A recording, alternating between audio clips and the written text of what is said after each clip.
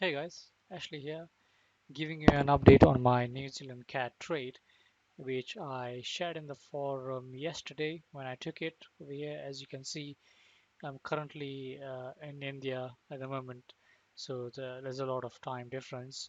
But I took it around the London session there, and it's now currently around 50 pips in profit.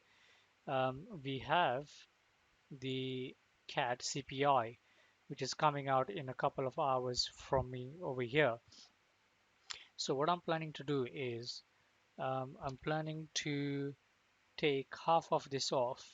So I've got 0.80, so I'm going to take 0.40 off and close that. And what I will do is also move my stop loss over there. So now instead of me risking around 40 pips, which was here, I'm only risking 12 pips. Hi guys, so the New Zealand CAD trade is still pretty much in the same place, and I've been holding it for around 2 days now, and this is currently around 50 pips in profit.